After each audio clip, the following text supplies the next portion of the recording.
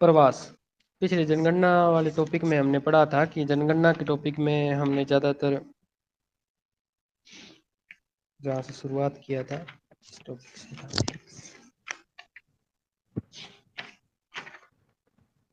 ये वाली लाइन बोल दीजिए सर एक बार आप, नीचे से जो एक वो दे रखा है ना, कि शर जमीन ए हिंद पर हम्म। अकवाम ए आलम के फिराक काबिल बसते गए हिंदुस्तान बनता गया। आप पढ़ दीजिए, आप सर हाँ, उसको दिखे। ये एक नामी कवि थे, फिराक गोरखपुरी के शब्दों में है। हम्म। ये प्रवास से संबंधित है। ये जब प्रवास हुआ तो क्या कि सर जमीन है हिंदुस्तान पर, कि सर जमी है हिंद पर अकवाम ए अलाम आलम के फिराक काफिले बसते गए हिंदुस्तान बनता गया। और इसकी फुल फॉर्म नीचे लिख रही है। हम्म। विश्व के सभी भागों के लोगों के कारवां भारत में आते रहे और बसते रहे, इसी के साथ भारत की जो विरचना हुई। अच्छा है ये। से प्रवास हो वाला सकता है टॉपिक पूछ तो ले हमारे किसकी है प्रत्यक्ष। ये। हम्म। हाँ। सही है सर, प्रवास वाला टॉपिक है, हमें हमारे स्पष्ट रूप से लगा हुआ भी है, उसमें राजनीतिक भूगोल में पढ़ते हैं हम इसको। हम्म।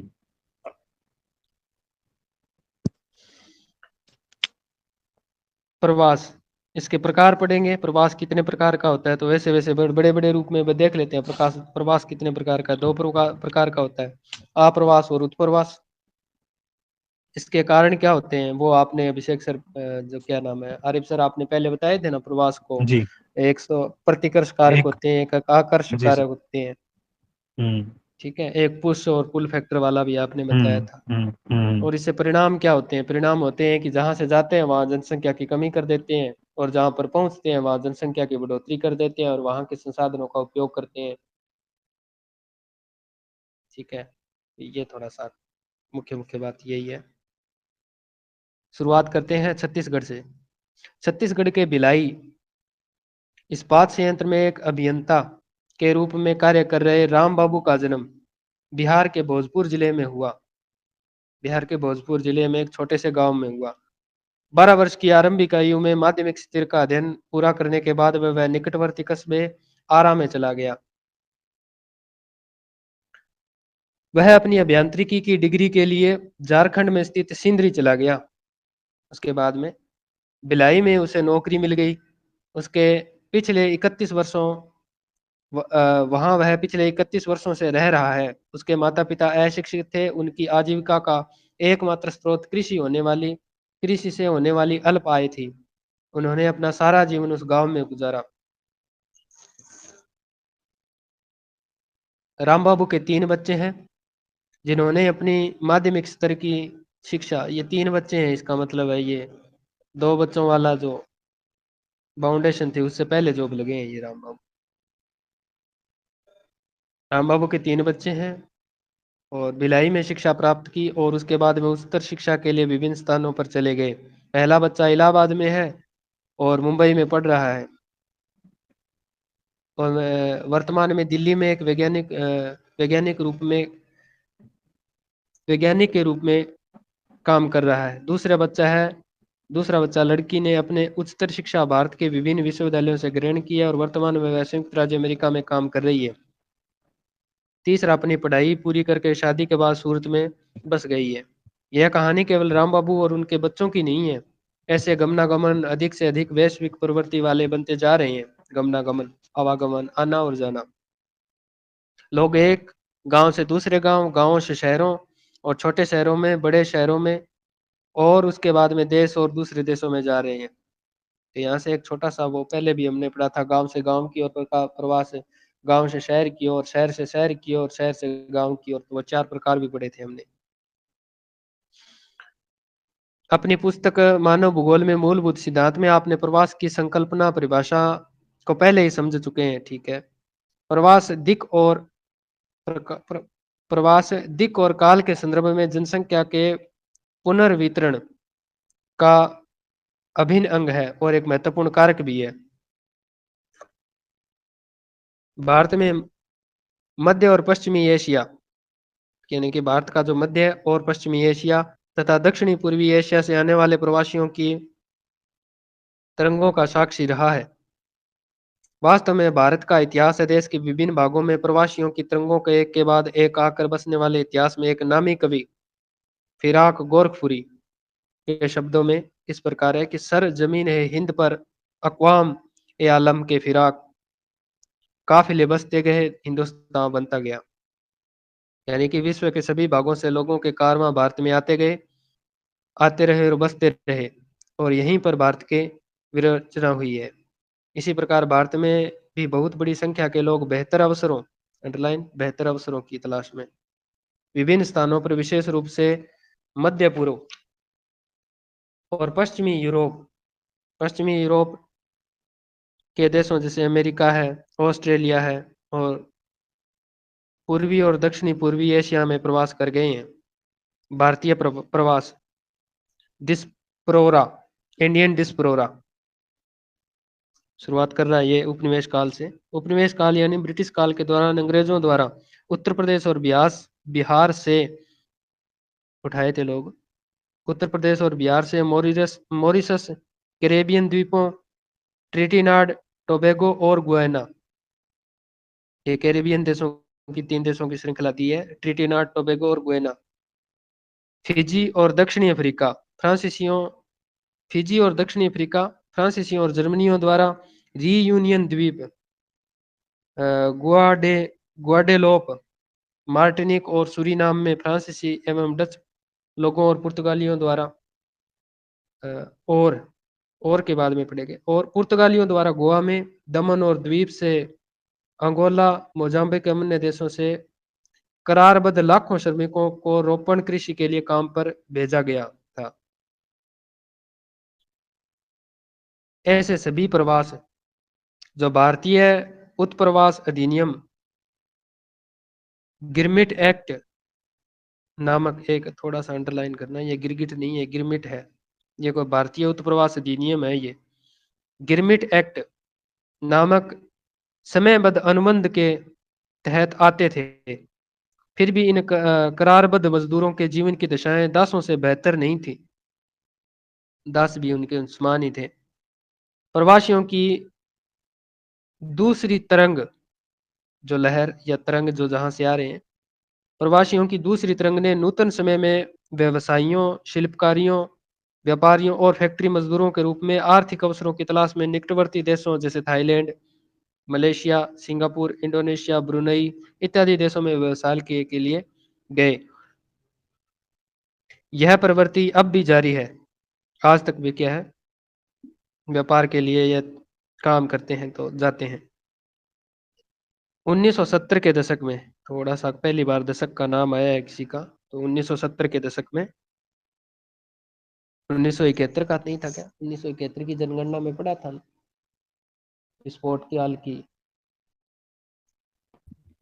तो जी 1971 के दशक में पश्चिमी एशिया में हुई सहसा तेल वृद्धि सहसा तेल वृद्धि द्वारा जनित श्रमिकों की मांग के कारण भारत से अर्धकुशल और कुशल, इसकी परिभाषा पिछले चैप्टर में दी गई है कि 183 से लगभग दिनों पर जिनको रोजगार मिलता है तो वो तो होते हैं कुशल श्रमिक, और जिनको 183 और 6 माह से लगभग है दिनों से कम काम मिलता है वो होते हैं अर्धकुशल श्रमिकों की बात की थी। श्रमिकों का नियमित बाह्य प्रवास हुआ है। 1970 के दशक में पश्चिमी देशों में तेल का उत्खनन से संबंधित प्रवास हुआ है।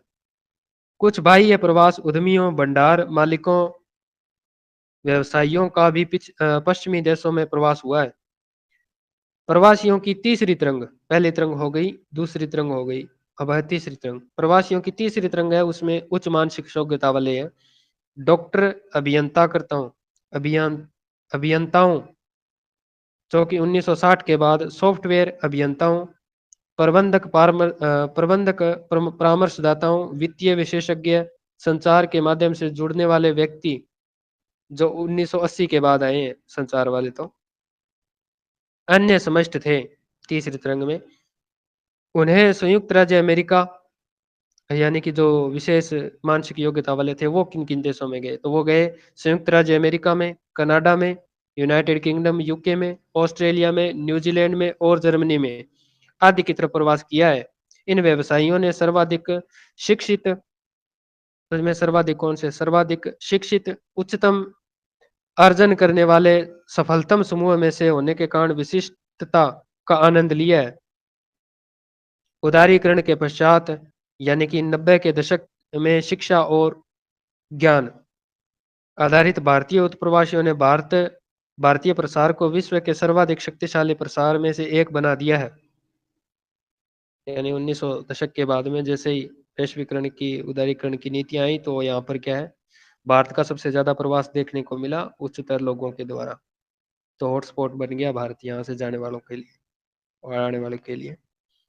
इन सभी देशों में भारतीय प्रसार अपने अपने देशों के विकास के रूप में भूमिका जो है वो निभा रहे हैं। एक अगर इकोनॉमिक्स में अगर कोई शब्दावली आपको याद आ रही होगी, तो जब राष्ट्रीय आय की गणना करते हैं ना, तो राष्ट्रीय की आय की गणना में जो विदेशी विदेशों से प्राप्त आय होती है ना, वो भी इसमें शामिल होती है। एक व्यक्ति है राजस्थान का, जो ब्रिटेन में कुछ पैसे कमा रहा है और वो भारत में पैसे भेज रहा है, तो वो जो पैसा भेज रहा है और उसका जो टैक्स कट रहा है ना, तो वो भी क्या है, राष्ट्रीय आय में गणना होती है उसकी। उसको कहते तो है, पता नहीं क्या नाम बोलते हैं उसको। अरे सर थोड़ा पढ़ना है, ये मेरे वाले में तो क्या है कि थोड़ा बुक दबी हुई है इनके अंदर। प्रवास से। हाँ प्रवास से सर। ठीक है, ये कहते हैं कि आप भारत में जनगणना से पहले ही परिचित हैं, क्योंकि हम पढ़ चुके हैं थोड़ा बहुत। इसमें देश में प्रवास के संबंध में सूचना होती है। वास्तव में प्रवास को 1881 ईस्वी में भारत की प्रथम संचालित जो जनगणना थी वो दर्ज करना प्रारंभ हो गया था। मतलब हमने पहली तो हुई थी 1872 में, लेकिन क्रमिक रूप से जो 10 साल का जो हम बात करते हैं वो पहली बार 1981 में, मतलब सॉरी उसमें 1881 में हुई थी। फिर उसके बाद 10 साल का आज भी चला आ रहा है सिस्टम। तो ये प्रथम कौन सी संचालित जनगणना थी, ठीक है। ये कहता है कि इन आंकड़ों को खाना जन्म खा के रहे हो क्या स्थान आप? के आधार पर, वो क्या थोड़ा सा सौंफ वगैरह भी चली ली थी मैंने, तो चल कोई बात नहीं, 2 मिनट हो जाए। अच्छा अच्छा चल ठीक है ठीक। ठीक है, ये कहता है कि प्रारंभ करना, क्या कर दिया, प्रारंभ कर दिया गया जनगणना में। इन आंकड़ों को जन्म के स्थान के आधार पर दर्ज किया गया था। किसके आधार पर? आंकड़ों को जन्म के आधार, जो स्थान उनका। परंतु 1961 में इस जनगणना की जो पहला मुख्य संशोधन किया गया था इसमें, और इसमें 2 घटक अर्थात जन्म स्थान अर्थात गांव एवं नगर, और यदि अन्यत्र जमा जो निवास की अवस्था सम्मिलित किए गए हैं, उनके बाद 1971 ईस्वी में पिछले निवास के स्थान और गणना के स्थान पर रुकने की अवधि के अतिरिक्त सूचना का समाविष्ट किया गया है। अब इसमें बीच बीच में जो आपने एक तो 1961 दे रखा है, उसको आप गोला कर सकते हैं देखो पेन पेंसिल से। एक 71 के बारे में कोई चीज कह रखी है उन्होंने, वो चीज। एक 81 के बारे में कुछ बता रखा है, और एक शुरू में जो 1881 बता रखा है। इनको एक बार दोबारा कर लेंगे, एक बार दोबारा मैं इसको रीडिंग करूंगा, तब उसको हाईलाइट करना है। 1981 की जनगणना में किया गया है, जिसका क्रमिक जनगणना में संशोधन किया गया है। अब सबसे पहले 19 जो 1881 है, उसमें क्या बताया गया है कि प्रथम बार जो संचालित जनगणना थी अपनी, उसका आरंभ हुआ था।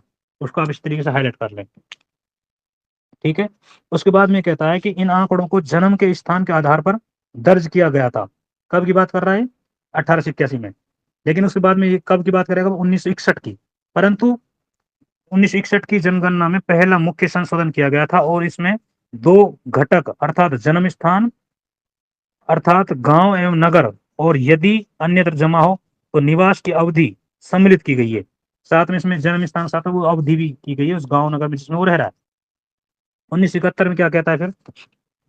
1971 में पिछले निवास के स्थान और गणना के स्थान पर रुकने की अवधि के की अतिरिक्त सूचना को समाविष्ट किया गया है, कि वो पिछले स्थान पर जो निवास किया था उन्होंने, और वो उसमें मतलब कितना टाइम वो रुका है, कितना टाइम नहीं रुका है, ठीक है। आगे कहता है ये कि प्रवास के कारणों पर सूचना का जो समावेश है वो 1981 की जनगणना में किया गया है। जो सूचना से संबंधित है, प्रवास में जितनी भी सूचना वगैरह है वो 1981 की बात करता है। कहाँ से स्टार्ट होते हैं हम? 1881 से। कहाँ गए हम? 1981 में। तो यहाँ पर प्रवास के कारणों पर सूचना का जो है समावेश किया गया है 1981 जनगणना में, जिसका क्रमिक जनगणना में संशोधन किया गया था। तो एक आपको एक प्रोसेस मिल गया कि भाई 1881 जब हम चले थे, उसके बाद में 1981 तक क्या क्या कंडीशन आई बीच में। ये कहता है जनगणना में प्रवास पर निम्नलिखित प्रश्न पूछे जाते हैं। कौन कौन से हैं वो देख लेते हैं। ये कहता है कि क्या व्यक्ति इसी गांव अथवा शहर में पैदा हुआ है, यदि नहीं तब जन्म के स्थान पर, जो कि ये कह रहा है जन्म के स्थान की, जैसे वो ग्रामीण भी हो सकता है नगरीय भी हो सकता है, कि उसकी स्थिति, जिले और राज्य का नाम, और यदि आप भारत से बाहर का है तो जन्म के देश के नाम की सूचना प्राप्त की जाती है। अब इसमें कुछ क्वेश्चन है, जैसे जनगणना जब प्रवास की बात करते हैं उसमें कुछ प्रश्न पूछे जाते हैं, क्योंकि जैसे अपन नॉर्मल जनगणना होती है उसमें भी जैसे और साथ में जनगणना करा देते हैं, जिस तरीके से प्रवास की बात कर रहे हैं कि जो उसमें कहते हैं क्या व्यक्ति इसी गांव या शहर में पैदा हुआ है, पहली बात तो कि जिस गांव में वो रह रहा है वहीं पे पैदा हुआ है या नहीं। दूसरा कहता है इसमें, है ना, हुआ या नहीं। फिर तब जन्म के स्थान की बात करता है कि भाई जन्म आपका स्थान कहाँ हुआ, ग्रामीण में हुआ है नगरी में हुआ है, उस स्थिति को पूछेंगे। फिर आपसे पूछेंगे वो जिला कौन सा है, ठीक है, राज्य कौन सा है, अगर आप भारत के अलावा किसी अन्य देश से हैं तो वो भी पूछेगा कि आपका कौन से देश से जन्म हुआ है। इस तरीके से क्वेश्चन पूछे जाते हैं किसमें, जब जनगणना प्रवास की बात करते हैं हम।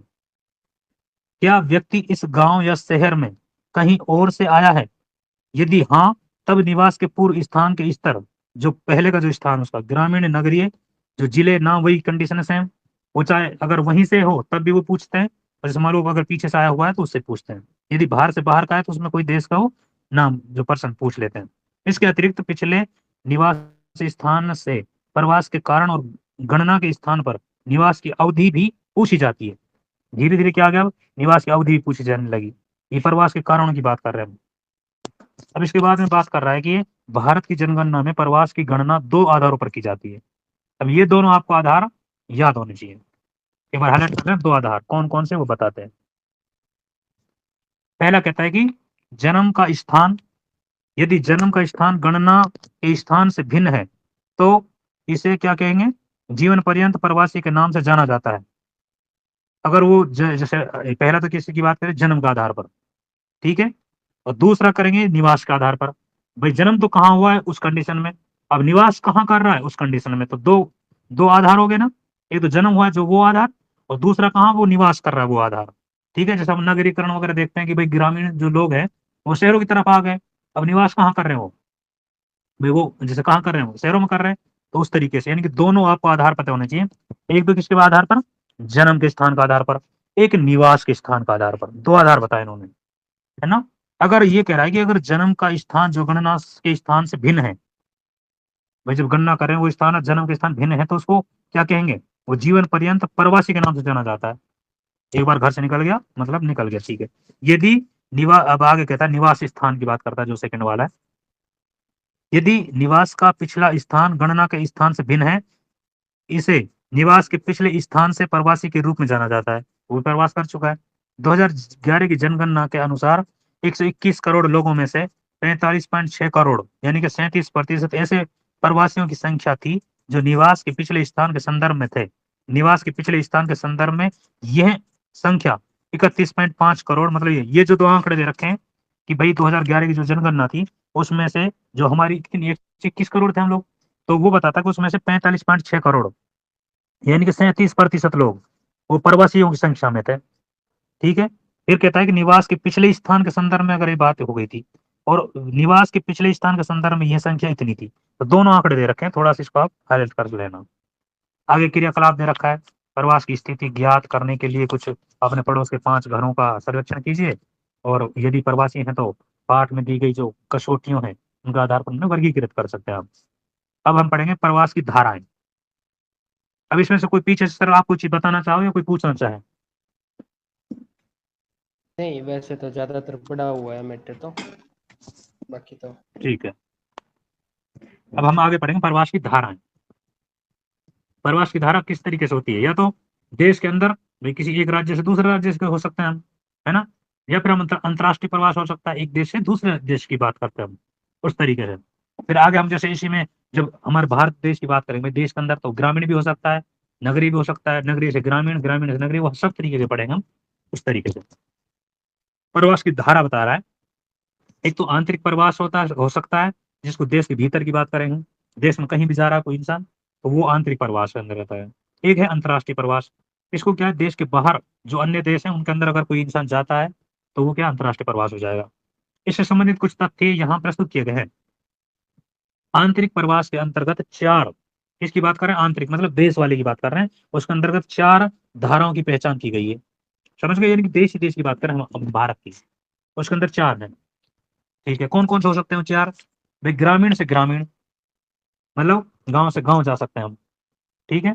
उसके बाद में कहता है दूसरा, ग्रामीण से नगर जा सकते हैं हम, जा सकते हैं। उसके बाद में कह रहा है नगर से नगर भी जा सकते हैं हम, बिल्कुल। और नगर से वापस ग्रामीण भी हो सकता है। तो ये 4 आधार बताए गए हैं, और ये 4 आधार वैसे आपको नाम से ही पता चल जाएगा कि कौन सा कहाँ से क्या है। इसको आगे पढ़ने से पहले एक बार ये देख लेते हैं कुछ, इसमें कोई चीज छूटी तो नहीं है, जैसे चित्र वगैरह जो है एक बार उसको नॉर्मल देख लेते हैं हम। ये 2 चित्र दे रखे हैं, पहले में लिख रखा है कि निवास के अंतिम स्थान के अनुसार अंतर्राज्यीय प्रवास दर्शाती प्रवास की धाराएं, यानी कि अवधि है 0 से 9 वर्ष 2011 के आंकड़ों के अनुसार। इस तरीके से ग्रामीण से जो है, और इस तरीके से ग्रामीण नगरी उसमें आगे दे रखा है पुरुष और महिला के लिए, जो अलग अलग ब्लैक वाला दे रखा है स्त्री के लिए, और जो थोड़ा ब्राउन ब्राउन दे रखा है वो पुरुष के लिए है। तो इस तरीके से आंकड़े दे रखे हैं, उसमें साइड में लिख रखा है जो प्रवास 10 लाख में, मतलब मिलियन के हिसाब से, है ना, वो कितने मिलियन हो सकता है। तो ग्रामीण से ग्रामीण, अब आप चारों हैं, अब आप देखना सबसे ज्यादा किस में है, ग्रामीण से ग्रामीण, ग्रामीण से नगरीय, नगरीय से ग्रामीण, या नगरीय से नगरीय, सबसे ज्यादा इसमें कौन सा हो रहा है एक वैसे। और स्त्रियों में देखें खासकर से आप देखोगे तो ग्रामीण से ग्रामीण। अब इसमें आप कहोगे कि ग्रामीण से ग्रामीण जो है स्त्रियां ज्यादा कैसे, जैसे अपने शादी विवाह होते हैं तो गांव से गांव में ज्यादा होते हैं, तो स्त्रियों के प्रवास ज्यादा होता है, उसको भी इसमें हम मान लेते हैं, ठीक है। तो इस तरीके से ग्रामीण में भाई जो स्त्रियां हैं वो सबसे ज्यादा प्रवास करती हैं गांव से गांव में, ठीक है। वैसे आप इन चारों में देखोगे ना, चारों में आपको देखो ब्लैक वाला ही ऊपर दिख रहा है, दिख रहा है। हाँ जी सर। हाँ, अब आपको ये पहले पता रहना चाहिए ग्रामीण से ग्रामीण ज्यादा है या कौन सा है, ये तो आपको एक अंदाजा लग गया हमें। और साइड में वो दे रखा है 10 मिलियन, 20 मिलियन, 30 मिलियन, ऐसे वो 40 मिलियन को भी 45 लगभग मिलियन की बात कर रहे हैं ये, है ना, वो स्त्री वाला हो गया। उसके बाद में इसमें एक नेक्स्ट और दे रखा है, जो प्रवास की धाराएं दे रखी हैं, इसमें नीचे दिख रखा है निवास के अंतिम स्थान के अनुसार अंतर राज्य, वो अंतरराज्य था, ये अंतरराज्य था, प्रवासी जो है दर्शाती हैं, और उसमें 0 से 9 वाला 2011। तो इसमें भी दे रखा है, इसमें ग्रामीण से ग्रामीण दे रखा है, फिर नगरीय से नगरीय दे रखा है, वो इस तरीके से दे रखा है। इसमें क्या है, ग्रामीण से नगरीय दे रखा है इस वाले में, दूसरे में। अच्छा, इसमें दो जो शब्द दे रखे हैं, एक अंत राज्य, राज्य के अंदर ही अंदर की बात कर रहे हैं, एक कह रहा है अंतरराज्यीय, मतलब एक राज्य से दूसरे राज्य के लिए, भारत की बात चल रही है अभी, है ना। उस तरीके से आंकड़े दे रखे हैं। इसमें सर कोई स्पेशल कुछ बताना हो आपको, कुछ आपको नजर आ रहा हो कोई चीज? वैसे नॉर्मल ही है सर ये तो आंकड़े। ठीक है, ठीक। ज्यादातर आपको ये किस वर्ष में किसका ज्यादा हुआ है ग्रामीण क्षेत्र में, तो हम्म, ग्रामीण से ग्रामीण का ज्यादा हुआ है। हम्म, फिर भी ग्रामीण से नगरीय में हम्म, थोड़ा कम है, परंतु इसके मुकाबले में प्रतिशत देखें तो वो जो ग्रामीण से ग्रामीण का है वो लगभग 50 के करीब जाता है, और ये बाकी 10 और 15 पर ही टिके हुए हैं सारे, ठीक है। यानी अब आप बड़ा। देखो, जी सर। अब ठीक है हम सर। 2 चित्र देख रहे थे, फर्स्ट और सेकंड। अब देखो फर्स्ट वाले में तो ग्रामीण से ग्रामीण में महिला थी सबसे ज्यादा। उसका क्या कारण हो सकता है, मैंने आपको एक कारण बताया मोटा मोटा कि भाई जैसे स्त्रियों की जैसे शादी वगैरह हो जाती है, तो अपने यहाँ इंडिया में एक रीति रिवाज चलता है कि जो है स्त्री ही, मतलब वो प्रवास करो, मतलब वो शादी करके वो वहां पे ससुराल चली जाती है। और ज्यादातर अपने यहाँ ग्रामीण जनसंख्या ज्यादा है, तो इस आधार पर ग्रामीण। और दूसरे वाले में दे रखा है देखो, जो ग्रामीण से नगर, मतलब इसमें पुरुष ज्यादा है, ग्रामीण से जो नगर की तरफ जा रहे हैं। इसका क्या कारण हो सकता है, रोजगार भी हो सकता है ना, कई कारण और हो सकते हैं, उसको हम पढ़ेंगे। और इसमें आगे दे रखा है क्रियाकलाप के बाद में दे रखा है कि भाई के नंबर पे, कि दोनों चित्रों में ग्रामीण से ग्रामीण क्षेत्रों में प्रवास करने वाली स्त्रियों की संख्या अधिक है, क्यों। ये कह रहा है कि भाई दोनों चित्रों में देखेंगे तो हम ग्रामीण से ग्रामीण में जो देखेंगे ना, उसमें प्रवास करने वाली स्त्रियां हैं जो अधिक है। चाहे दोनों चित्रों को आप देख लीजिए, ग्रामीण से ग्रामीण उसमें स्त्रियां ही ज्यादा है, ऐसा क्यों। दूसरी बात कह रहा है कि ग्रामीण से नगरीय क्षेत्रों में जो अंतरराज्यीय पुरुष प्रवास अधिक है, क्यों। ठीक है, इस तरीके से मतलब अन्य राज्यों में जाते हैं जो, उस तरीके से। जबकि पहले वाले में इतना नहीं था, जबकि दूसरे वाले में, क्योंकि वो अंतरराज्यीय की बात कर रहा है। अच्छा, ये दोनों चित्र समझ में आ गए, एक तो एक ही राज्य की बात कर रहा है, एक किसकी बात कर रहा है, अन्य राज्यों से, मतलब भारत की बात चल रही है अभी। उस तरीके से पहले वाले में जो इस चीज से हमने पढ़ रहे थे भाई, 4 भाग बताए थे भारत के अंदर, तो उसमें हमने बता दिया था भाई, 4 उनके नाम बता दिए थे कि भाई या तो ग्रामीण से ग्रामीण हो सकता है, या ग्रामीण से नगरीय हो सकता है, या नगर से कहाँ हो सकता है, नगरीय हो सकता है, या नगर से ग्रामीण हो सकता है। अब कहता है कि भारत की जनगणना, सॉरी, भारत में जो 2011 के पिछले जो निवास के जो आधार पर जो परिकलन किया गया था, उसमें 45.6 करोड़ प्रवासियों में से 14.2 करोड़ ने पिछले 10 वर्षों में अपने निवास स्थान को ही बदल दिया। कितने, मतलब 45 जो ये प्रवासी थे, 45.6 करोड़, उसमें से 14.2 करोड़ है जो उसने क्या कर दिया, पिछले 10 वर्षों में अपने निवास का स्थान ही बदल दिया। इसमें से 11.9 करोड़ अंतः राज्य प्रवासी थे। इस धारा में स्त्री प्रवासी प्रमुख थी। ठीक है, ये कह रहे हैं कि अंतरराज्य अंतर राज्य मतलब राज्य के अंदर ही बात कर रहे हैं, और ज्यादातर इसमें क्या थी, स्त्रियां थी। ठीक है, वो तो वही बात चली। इसमें अधिकांश विवाह उपरांत प्रवासी थी, मतलब शादी हो गई, शादी के बाद में महिलाएं अपने ससुराल चली जाएंगी। ठीक है, तो प्रवासियों का ब्यौरा प्रस्तुत करती है, 2011 वाली ये बात कर रहे हैं। जनगणना 2011 में अंकित है कि भारत में अन्य देशों से 50 लाख व्यक्तियों का प्रवास हुआ है। किसकी बात कर रहा है, 2011 की जनगणना में। इसमें क्या अंकित किया गया है कि भारत में अन्य देशों से 50 लाख व्यक्ति का प्रवास हुआ है। इसमें से 88.9% पड़ोसी देशों से आए हैं, जैसे बांग्लादेश है, हम्म। नेपाल है, इसके बाद पाकिस्तान प्रमुख है। तो ये तीनों देश आपने पड़ोसी भी हैं, तो आप देख सकते हैं बांग्लादेश है, नेपाल है। और आपसे ये भी पूछा जा सकता है क्वेश्चन कि भारत में जितने भी प्रवासी आए हैं, जो आप बता रही हैं आंकड़ा इन्होंने बताया 50 लाख लगभग, है ना, तो उसमें से सबसे ज्यादा प्रवासी किस देश से आए हैं, सबसे ज्यादा। तो आपको ये पता रहना चाहिए किस देश से आए सर्वाधिक। और ये जो आपके नीचे आंकड़ा भी दे रखा है ना। बांग्लादेश बांग्लादेश। वाले, हाँ बांग्लादेश वाले रोहिंग्या वाले था ना वो पिछले वाले, हाँ हाँ। पेपर में आया हाँ नहीं तो क्या सर। इसका? हाँ बिल्कुल बिल्कुल, क्योंकि बांग्लादेश वाले सबसे ज्यादा हैं।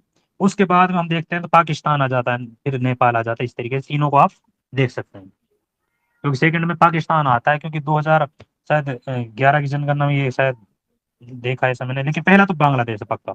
एक बार आप देख लेना इन दोनों का, है ना, नहीं, फिर ये हम तो ये मुझे तो अकॉर्डिंग, इसके अकॉर्डिंग तो नेपाल है सर 2 नंबर, बाकी वर्तमान में और कुछ और देखेंगे तब हो सकता है ना, पाकिस्तान हाँ मैं वही कह वर्तमान रहा हूँ, तक। मैं वही कह रहा हूँ कि हम्म। सेकंड पे पाकिस्तान में कहीं देखा है, तो इसलिए मैं कह रहा हूँ एक बार आप देख लेना, है ना, कि अब आपको बता दिया, लेकिन पहले पे बांग्लादेश ही है। ठीक है, अब ये आगे क्या कहता है इसको देख लेते हैं। क्रियाकलाप बता दें उन्होंने कि पड़ोसी देशों के साथ जो है प्रवास इतना, मतलब 47,66,231 को 100% मानते हुए जो तालिका 2.1 दिए गए आंकड़ों को जो है पाई आरेख द्वारा प्रदर्शित किया गया था।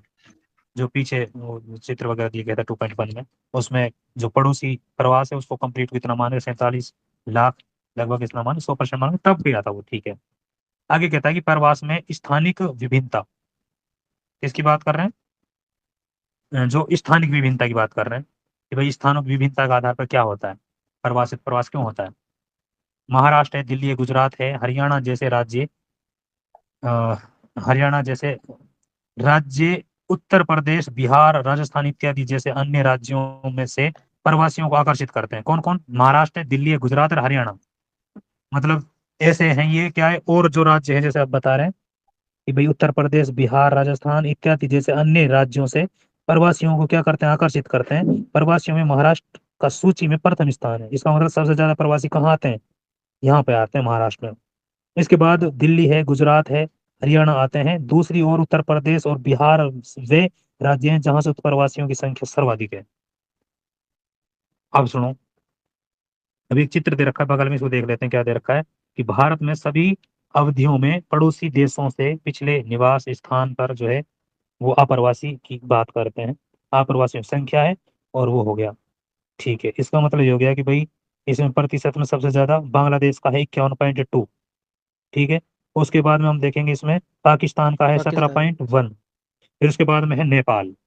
और ये 2011 की जनगणना का स्रोत है, नीचे दे रखा है, तो इसलिए हाँ, मुझे याद है कि पाकिस्तान। पिछले वाले आंकड़े में था ना नेपाल 2 नंबर पे लिख रखा था, परंतु ऐसा है हाँ नहीं। तो हाँ, तो मैं कह रहा था कि पाकिस्तान 2 नंबर पे है, तो आप उसको कर लेना करेक्ट थोड़ा अपने क्रम से, है ना। तीसरे पे ये नेपाल है। और जो एक आंकड़ा हमारे सामने दिया था कि भाई पड़ोसी देशों से लगभग 88.9, मतलब आप समझ सकते हैं लगभग 90 के आसपास के लगभग पड़ोसी पड़ोसी से आ रहे हैं। ठीक है, और इसमें सबसे कम जो इन देशों में जो दे रखा है वो अफगानिस्तान से 0.1, और एक इसमें दे रखा है भूटान, इसमें 0.1। इस तरीके से आप थोड़ा सा हम्म, देख सकते हैं इसको। जी, दोनों में संख्या से वैसे ज्ञात कर सकते हैं, भूटान और हाँ संख्या से देख सकते हैं। हाँ, अफगानिस्तान से छह हजार सबसे चार कम सौ छिहत्तर अफगानिस्तान। है और भूटान से 7,000 964 है भूटान की, तो सबसे कम अफगानिस्तान ही बनता है। जी। तो एक बार अपन को थोड़ा सा ये अंदाजा लग गया कि भाई कौन सी चीज कहाँ पर है ना, किस तरीके से है। तो सबसे कम कौन सा हो गया वो देख लिया हमने। ये 2011 की जनगणना, क्योंकि उसके बाद में जनगणना नहीं हुई, तो ये टेबल हमारे लिए ज्यादा इंपॉर्टेंट हो जाती है प्रवास के लिए, है ना। इस तरीके से आप इसको अच्छे से और एक बार दोबारा देख लेना, सबसे ज्यादा कौन सा है अब उसका प्रतिशत इस पूछ आने सकता है वाले लगभग। एग्जाम, आने जी। वाला जो एग्जाम है ना, तब तक तो जनगणना होनी नहीं है सर। हाँ नहीं होगी, सही बात। और एक तो ये इसका बात है। प्रतिशत। दूसरी जी सर। दूसरी बात ये है हम्म। कि संभावित जनगणना के बारे में कोई पूछ सकता है, कोई वार्षिक रिपोर्ट आई है तो पूछ सकता है, बाकी मुख्य आंकड़े 2011 वाले ही रहेंगे। हम्म। ठीक है। ठीक है, इसमें जो अब इसका प्रतिशत रखना बांग्लादेश का, मतलब 100 में से आधा परसेंट, उससे भी ज्यादा, मतलब 51% के लगभग ये लोग सबसे ज्यादा, आप समझ सकते हो आप। जितना अपन 100% प्रवासी है ना अपने, उसमें से आधे से भी ज्यादा, 50% से प्लस बांग्लादेश से है। ये ध्यान रखना है अपन को। आगे कहता है कि प्रवास के कुछ कारण हैं, क्या क्या कारण हो सकते हैं। कुछ जैसे हम पहले पढ़ चुके हैं भाई, प्रतिकर्ष कारक भी हो सकते हैं और अपकर्षक कारक भी हो सकते हैं, जो मतलब पुल फैक्टर, और हम पुश फैक्टर की बात कर चुके हैं। थोड़ा हम इसको देख लेते हैं फिर देखते हैं।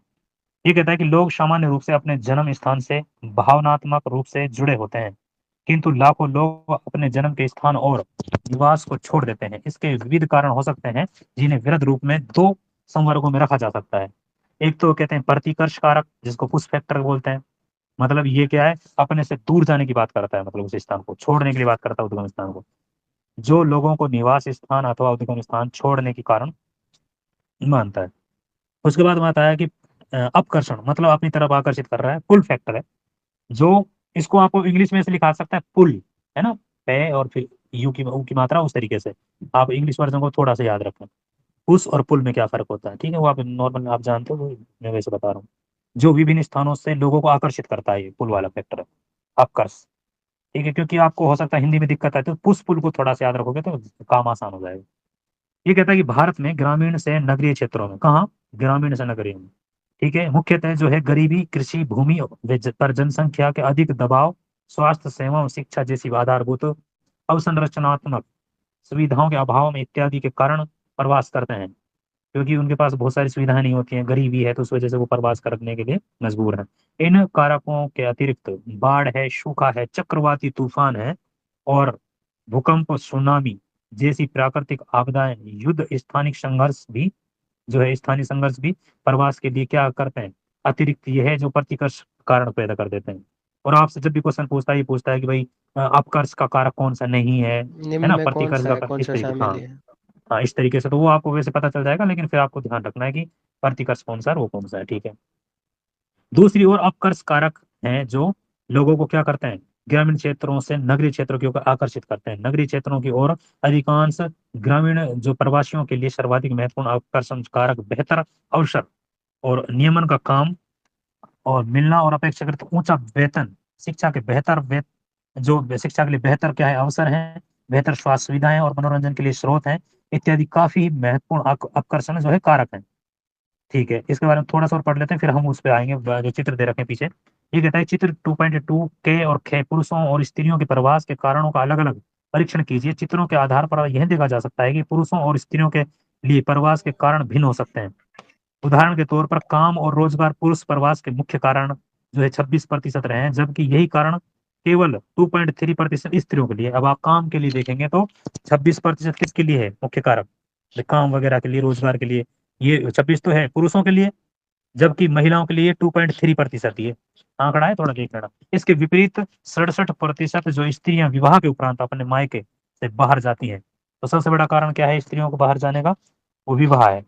ठीक है, ये कहता है कि भारत के ग्रामीण क्षेत्रों में यह सर्वाधिक महत्वपूर्ण कारक है। मेघालय इसका अपवाद स्वरूप है, वहां पर पुरुष जाते हैं, ये ध्यान रखना, मेघालय इसका अपवाद है। तो यहाँ पर कहते हैं ना कि ऐसी रीत बन जाए कि भाई पुरुष जाना लग जाए, तो ऐसी वो आदिवासियों में हम्म। है, मेघालय में, तो वो अपने एक दिमाग में रहना चाहिए भाई अपवाद स्वरूप वो कहाँ है। बाकी ज्यादातर भारत में तो आपको पता ही कंडीशन क्या है, वहाँ लगभग क्या है, आपकी साइड हो मेघालय चुकी में होगी, हाँ। वर्षा ज्यादा होती है सर। मेघालय में ज्यादा वर्षा होती है, गारो खासी जयंतिया की पहाड़ियाँ, तो वहाँ बारात लेना और ले जाना बहुत मुश्किल होता है। तो इस कारण क्या है, दूल्हा ही चला जाता है दुल्हन के घर। सर कमाल की बात एक हो गई, इसमें मेरा नाम आ चुका है, एक बार पढ़ते हैं। हाँ आया है, मैंने पढ़ा था। मैं हाँ क्या रीत मैंने भी चल रही है, देखा है। पढ़ेंगे। ठीक है, इससे पहले जो पीछे दिए गए समाचार विवरणों के ये चित्र वापस आ गए हम, है ना, 19 पेज पे हम्म। जो चित्र उत्र दे रखे हैं वहां पे है।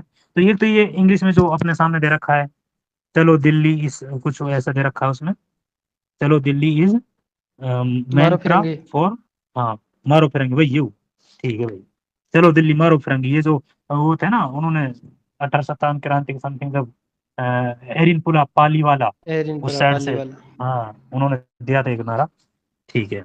अच्छा अब हम इस चित्र में देखते हैं कि मैं आरिफ खान हूँ, इसमें कोई शक की बात नहीं, लेकिन पत्नी की बात अलग है।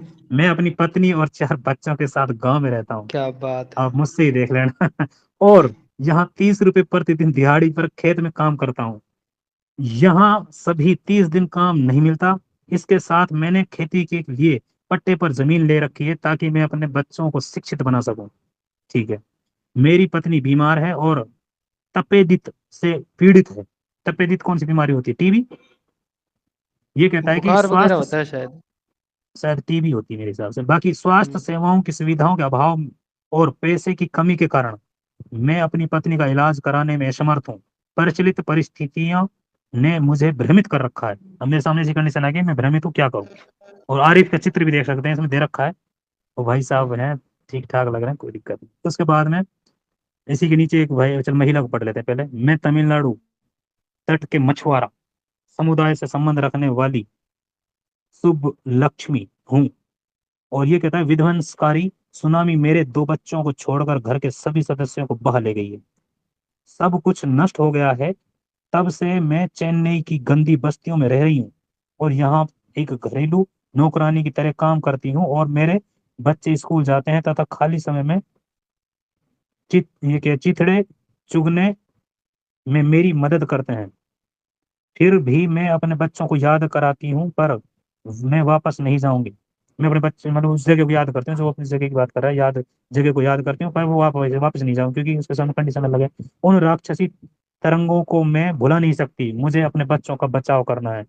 तो मतलब एक जगह तो क्या था, वो बेरोजगार था, मतलब ये लगा भी दिहाड़ी वाड़ी टाइम से नहीं मिल रही थी। इधर क्या बता रहे हैं वो कि भाई कुछ आप आपदाएं आ जाती हैं, उसकी वजह से भी प्रवास की बात करें भाई, कुछ ना कुछ कंडीशन हो गई। एक भाई साहब है, मैं मोहन सिंह हूँ, लुधियाना में जो है बिनाई वस्त्रों की फैक्ट्री में काम करता हूँ। वहाँ मैं प्रतिदिन 8 घंटे काम करके 2,000 रुपये महीने लेता हूँ। मेरे पास समयोपरि में और समयोपरि से अतिरिक्त धन कमाने, मतलब ओवर टाइम करते हैं ना अपन, वो अतिरिक्त धन कमाने का अवसर है। यहाँ चिकित्सक है, शैक्षिक और मनोरंजनात्मक सुविधाएं भी उपलब्ध हैं। फिर भी परिवार के सदस्यों के बच्चों के जो अनुपस्थिति व्यग्रता पैदा करती है। नौकरी में क्या अनेक अवसर हैं, ठीक है। एक कहता है कि मैं मनीष गावस्कर भंडारा से विज्ञान स्नातक हूँ। यहाँ मुंबई में मैं अपने स्नातकोत्तर के साथ साथ अंशकालिक नौकरी भी करता हूँ। पढ़ाई के साथ साथ ये क्या कर रहा है, जॉब भी कर रहा है।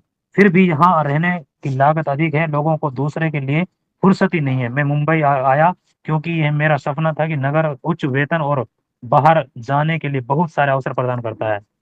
नीचे क्रियाकलाप बता रहा है कि 4 कहानियां प्रवासियों को भिन्न स्थितियों का वर्णन करती है। आरिफ के लिए प्रतिकर्ष और अपकर्ष कारकों की गणना की गई है। मोहन के लिए कौन से अपकर्ष कारक हैं, ये देखेंगे आप। शुभ लक्ष्मी और मनीष गावस्कर की कहानियों का अध्ययन कीजिए और प्रवास के जो आप कारणों के बारे में, आप रहन सहन और दशाओं के बारे में अच्छे से तुलना कीजिए, ठीक है।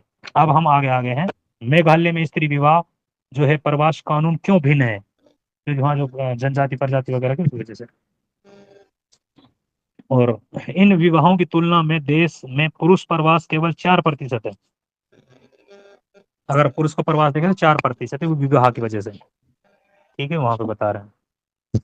अब कहते हैं कि प्रवास के जो है परिणाम क्या है इसके। भाई प्रवास तो हो रहा है, इसके परिणाम हो क्या रहे हैं। ये कहता है कि जो प्रवास होता है क्षेत्र अवसरों के असमान वितरण के कारण होता है। ये प्रवास किसकी वजह से, जो क्षेत्र अवसरों के कुछ असमानता वितरण है, क्योंकि समान ही होंगे तो फिर क्यों जाएगा कोई। लोगों में कम अवसरों और कम सुरक्षा वाले स्थानों से अधिक अवसरों और बेहतर सुरक्षा वाले स्थानों की ओर जाने की प्रवृत्ति होती है। बदले में यह प्रवास उद्गम और गंतव्य क्षेत्रों के लिए लाभ और हानि दोनों उत्पन्न करता है। परिणामों को आर्थिक, सामाजिक, सांस्कृतिक और राजनीतिक और जनांकीय संदर्भों में देखा जा सकता है। तो एक नॉर्मल सी बात है कि भाई अगर एक जगह से दूसरी जगह जाता है तो वो कहीं ना कहीं वहां के लिए हानिकारक भी हो सकता है, लाभदायक भी हो सकता है, उस तरीके से। आर्थिक परिणाम भी हो सकते हैं, ये तो प्रवास के परिणाम थे। अब आर्थिक क्या हो सकते हैं, पैसे वैसे संबंधित वो बताता है। उद्गम स्थान के लिए मुख्य लाभ प्रवासियों द्वारा भेजी गई हुंडी है। मुख्य लाभ क्या है, जो प्रवासियों द्वारा क्या गई भेजी गई जो पैसे वगैरह होते हैं ना, वो हुंडी। तो अंतर्राष्ट्रीय प्रवासियों द्वारा भेजी गई हुडियां विदेशी विनिमय के प्रमुख स्रोत में से एक है। जो भी सर भी बात कर रहे थे, जब हम राष्ट्रीय वगैरह आय वगैरह की देखते हैं ना, उस तरीके से तो विदेशी विनिमय के प्रमुख स्रोत में से एक है। जैसे पंजाब है, केरल है, तमिलनाडु अपने अंतर्राष्ट्रीय प्रवासियों में से महत्वपूर्ण राशि प्राप्त करते हैं, क्योंकि यहाँ से जब लोग बाहर जाएंगे काम करेंगे तो वहां से विदेशी पैसा आएगा हमारे पास। तो विदेशी पैसा हमारे लिए जरूरी है, चाहे व्यापार करने के लिए, बहुत सारी चीजें और भी हो सकती हैं। जितने जितना विदेशी पैसा हमारे पास होगा, इतनी हमारी जो अर्थव्यवस्था है वो अच्छी होगी, है ना। उस तरीके से इस चीज को देखते हैं। अच्छा, आगे कहते हैं ये कि अंतर्राष्ट्रीय प्रवासियों की तुलना में आंतरिक प्रवासियों द्वारा भेजी गई हुडिया की राशि बहुत थोड़ी है, ठीक है, किंतु यह उद्गम क्षेत्र की आर्थिक वृद्धि में भूमिका जो महत्वपूर्ण भूमिका निभाती है। हुडियों का प्रयोग मुख्यतः भोजन, ऋणों की अदायगी, उपचार, विवाहों, बच्चों की शिक्षा, कृषि निवेश, गृह निर्माण इत्यादि के लिए किया जाता है। बिहार, उत्तर प्रदेश, उड़ीसा और आंध्र प्रदेश, हिमाचल प्रदेश इत्यादि के हजारों निर्धन गांवों की अर्थव्यवस्थाओं के लिए ये हुडियां जीवनदायक रक्त का काम कर रही हैं। कुछ ऐसी जगह हैं जहां पर जो विदेशों में जब गए तो वहां से पैसा जो आ रहा है तो वो क्या उनके लिए जीवन के लिए रक्त का जैसा काम कर रही है। जैसे पूर्वी उत्तर प्रदेश, बिहार, मध्य प्रदेश, उड़ीसा के ग्रामीण क्षेत्रों में, पंजाब, हरियाणा और पश्चिमी उत्तर प्रदेश के ग्रामीण क्षेत्रों में प्रवास कृषि विकास के लिए उनकी हरित क्रांति कार्य योजना की सफलता के लिए उत्तरदायी है। कहाँ की बात कर रहा है, जैसे कुछ क्षेत्र थे जो हम हरित क्रांति को जब पढ़ते हैं, जैसे उसमें पंजाब है, हरियाणा है और पश्चिमी उत्तर प्रदेश है, यहाँ अधिक ज्यादा पर उससे प्रभावित थी क्या, वो हम पढ़ रहे थे ना, जो क्या बोलते हैं हरित क्रांति 1966 हम्म। 67 में जो आई थी। तो वो क्या है, इधर की तरफ मतलब आकर्षित करता है पंजाब हरियाणा की तरफ, है ना। कहाँ से, जैसे पूर्वी यूरोप है, सॉरी पूर्वी यूपी है पूर्वी और भारत बिहार है। वगैरह, इधर से वो कि लोग उधर जाते हैं हरियाणा पंजाब की तरफ, ठीक है। ये कहता है इसके अतिरिक्त अनियंत्रित प्रवास ने भारत के महानगरों को अति संकुचित कर दिया है और महाराष्ट्र, गुजरात, कर्नाटक, तमिलनाडु, दिल्ली में जैसे औद्योगिक दृष्टि से विकसित राज्यों में गंदी जो बस्तियां, श्रम जिनको बोलते हैं, का विकास देश में अनियंत्रित प्रवास का नकारात्मक परिणाम। जैसे जो अनियंत्रित जो प्रवास हो रहा है वो कहाँ जाके बसेंगे, बहुत से लोग चले जाते हैं शहरों में, वो फिर अब जगह नहीं होती है ना, तो फिर वो झुग्गी झोंपड़ियों में इस तरीके से अब स्लम बसते हैं जहाँ गंदगी होती है, वहां पर कुछ भी अपने टीन वगैरह जैसे वो लगा के रहने लग जाते हैं, तो वो चीजें हैं। तो अनियंत्रित प्रवास की वजह से ये नकारात्मक परिणाम हो जाता है इस तरीके से। क्या आप प्रवास के कुछ और सकारात्मक नकारात्मक परिणामों को क्या जान सकते हैं? आगे कहता है जनांकी के परिणाम, ठीक है। ये कहता है कि प्रवास से देश के अंदर जनसंख्या का पुनर्वितरण होता है। प्रवास से क्या होता है, देश के अंदर जो जनसंख्या क्या होता है, पुनर्वितरण होता है। ग्रामीण नगरीय प्रवास जनसंख्या की वृद्धि में योगदान देने वाले महत्वपूर्ण कारकों में से एक है। नगरीकरण, है ना, जो ग्रामीण से नगरीय जो प्रवास होता है उसकी बात कर रहा है। ये कह रहा है कि ग्रामीण क्षेत्रों में होने वाले युवा आयु कुशल एवं दक्ष लोगों का बाह्य प्रवास ग्रामीण जनांगीय संगठन का प्रतिकूल प्रभाव पड़ता है। जब जैसे युवा जो कुशल हो गए, दक्ष हो गए, वो कहाँ चले जाएंगे भाई, नगरों की तरफ चले जाते हैं, उस तरीके से तो ग्रामीणों पे क्या पड़ेगा, उसको प्रतिकूल प्रभाव पड़ेगा। ऐसे ही जब हमारे देश की बात करते हैं, जो अच्छे पढ़े लिखे लोग होते हैं, जो ब्रेन की बात करते हैं हम, है ना, ब्रेन एक देश से दूसरे देश में किस तरीके से चला जाता है, यहाँ से पढ़े लिखे सब ब्रेन कुछ शिक्षा ली, ड्रेनेज। हाँ, फिर वो क्या है विदेशों में जाके जॉब करते हैं, तो उस तरीके से वो फिर प्रतिकूल यहाँ प्रभाव पड़ता है। यद्यपि उत्तराखंड, राजस्थान, मध्य प्रदेश और पूर्वी महाराष्ट्र से होने वाले बाह्य जो प्रवास ने इन राज्यों की आयु एवं लिंग संरचना में गंभीर असंतुलन पैदा कर दिया है, ऐसे ही असंतुलन इन राज्यों में भी उत्पन्न हो गए हैं जिसमें से प्रवासी जाते हैं। प्रवासियों के उद्गम और गंतव्य स्थानों में लिंग अनुपात असंतुलित हो जाता है। लिंग अनुपात जो हम बात कर रहे थे, इसमें जन्म के स्थान पे नहीं, जहां पर वो लोग निवास कर रहे हैं उसका आता है। जैसे नगरों में आप देखोगे कि मतलब लोग ज्यादातर भाई पुरुष आते हैं, है ना, उस तरीके से तो पुरुष ज्यादा हो जाएंगे कहाँ पर, नगरों में, तो वहां पर जो वो लिंग पढ़ रहे थे अनुपात ना, होगा। जी सर। वो पश्चिमी देशों में जहाँ पर वो तेल हाँ बिल्कुल निकलता है, बिल्कुल। और वो सऊदी अरब हाँ वाला जो वो देखा यूएई था ना देश में बच्चों में सबसे चढ़ा। ज्यादा, हाँ हाँ। बिल्कुल बिल्कुल, लगभग 311 के समथिंग था शायद वो आंकड़ा, जो वहाँ पुरुष थे भाई, 100 इस तरीके से नॉर्मल देख रहे थे हम जब। तो वो क्या है कि वहाँ पे यहाँ से ज्यादातर पुरुष जाते हैं काम वगैरह के लिए, तो उस तरीके से वो चीजें बात कर रहे थे हम। तो ये इसको प्रभावित करता है। आगे कहता है सामाजिक जो है परिणाम, तो अभी तक हम परिणाम ही पढ़ रहे हैं सारे उनके, है ना। हम्म। प्रवासी सामाजिक परिवर्तन के अभिकर्ताओं के रूप में कार्य करते हैं। नवीन प्रौद्योगिकी, परिवार नियोजन, बालिका शिक्षा इत्यादि से संबंधित नए विचारों का नगरीकरण क्षेत्रों में ग्रामीण क्षेत्रों की ओर विसरण इन्हीं के माध्यम से होता है। भाई कुछ सामाजिक परिणाम भी जो बता रहे हैं कि भाई जैसे कुछ टेक्नोलॉजी वगैरह, ये नवीन नवीन जो परिवार नियोजन है, बालिका शिक्षा वगैरह, इससे भी क्या है नए नए विचार आ जाते हैं, फिर नगरों की तरफ जो है ग्रामीण से विस्तरण हो जाता है। उस तरीके से बताते हैं। प्रवास में विविध संस्कृतियों के लोगों का अंतर मिश्रण होता है। इसका संकीर्ण विचारों को भेदते तथा मिश्र संस्कृति के उद्विकास से सकारात्मक योगदान होता है, और यह अधिकतर लोगों के मानसिक जो क्षितिज को विस्तृत करता है, किंतु इसके गुमनामी जैसे गंभीर नकारात्मक परिणाम भी होते हैं, जो व्यक्तियों में सामाजिक निर्वात और खिन्नता की भावना जो है रखता है। खिन्नता की जो सतत भावना लोगों को अपराध और औषध दुरुपयोग जैसी असामाजिक क्रियाओं के शायद पाश और फसलें फंसने के लिए जो फंसने। प्रेरित करता है। ठीक है, ठीक है, फंसने के लिए, मतलब वो अगर गलत काम में वो तो फंसने के लिए वो चीज बता रहे हैं जो। अच्छा, ये कह रहे हैं कि जैसे सामाजिक क्या क्या प्रभाव पड़ सकता है उसको हमने पढ़ा है, ऊपर चित्र दे रखा है इसमें। पिछले निवास के अनुसार पुरुष प्रवास के कारण जो है भारत के 2011 के अनुसार बता रहा है कि भाई पिछले जो प्रवास के अनुसार जो पुरुषों को बता रहा है सबसे ज्यादा किस चीज में हुआ, किस में नहीं। अब इसमें आप उसमें ऊपर चित्र देखोगे, चित्र में देखोगे तो आप देखो सबसे ज्यादा किसमें 34% है। और ये वाला जो डॉट डॉट डॉट है, ये कौन से में है, तो इसको अपन देख लेंगे नॉर्मली। तो ये दे व्यवसाय रखा है व्यवसाय के लिए, ठीक है। या अन्य। व्यवसाय के लिए सबसे है अन्य। अन्य हाँ, अन्य अन्य वाले नीचे, वाले हाँ हैं। नीचे रह रहा है, अन्य सही कह रहे वाले हैं, नीचे। वाले, हाँ अन्य। ठीक है। इसके अलावा फिर और देखते हैं, सेकंड नंबर पे ये दे रखा है 20%, और एक दिख रहा है 24%। 24% में देख लेते हैं एक बार। 24% में काम रोजगार है। फिर है उसके बाद में जो दे रखा है नेक्स्ट वाला, ये कौन सा है 20% वाला, इसमें चित्र थोड़ा सा बीस अजीब सही दे परसेंट रखा वाला है। है इसमें। नहीं, मैं बता देता हूँ आपको। हम्म,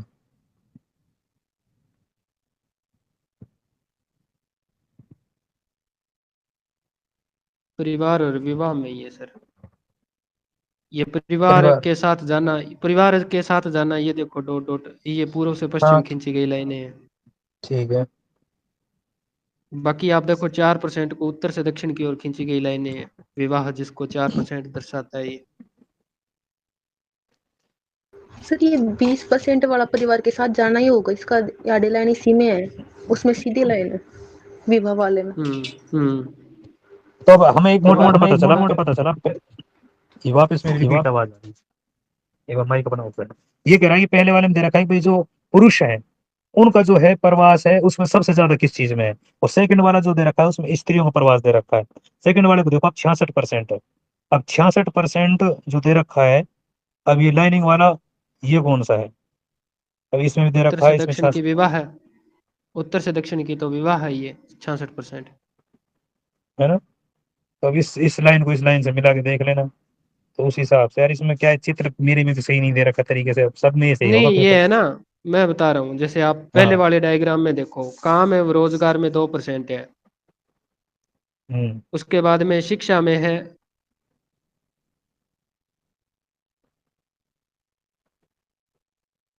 सर काम और रोजगार में 24% शिक्षा है में ना। सिर्फ हाँ, दो हाँ, परसेंट तो। हाँ, हाँ शिक्षा में है, शिक्षा में 2%। 2%। काम रोजगार दो 24 होगा वो। जन्म के बाद जाना, ये तो 14% है। और व्यवसाय वाला कितना है, 2%। हाँ 2% है। और इसमें काम विवाह और सबसे वाला अधिक और कितना सबसे है। कम वाले रोजगार को देख लो। वाला है वो बस 34 ज्यादा। नहीं है क्या? कौन सा? काम और रोजगार वाला 34%। अन्य है ये वो। फिर अन्य में दे रखा है, अन्य तो में डॉट दे रखा डॉट है, तो तो दिख डॉट रहा है। डॉट तो दिख रहा है। अन्य में। और इसमें 14% अन्य मतलब स्त्री अन्य वाले में। मतलब स्त्री वाले में।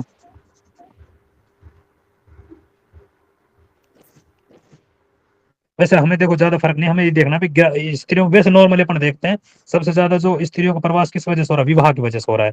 वैसे विवाह तो की नॉर्मली वजह अपन से। देखते हैं। लेकिन इसमें एक्चुअल में जो चित्र है ना, वो जो नीचे ये दे रखे हैं दर्शा, थोड़ा हो सकता है कि कुछ इसमें कुछ क्यों मिल जाए हमें, कुछ होगा। ठीक है, ये खत्म ही हो गया, चैप्टर खत्म हो गया। एक बार इसको पढ़ लेते हैं, फिर देखते हैं, इसमें लास्ट में इसी में डिस्कस करेंगे। आगे कहता हम्म। है पर्यावरणीय जो परिणाम क्या है, ये कहता है ग्रामीण से नगरीय प्रवास के कारण लोगों का अति जो है संकुलन नगरीय क्षेत्रों में वर्तमान सामाजिक और भौतिक अवसंरचना दबाव डालता है।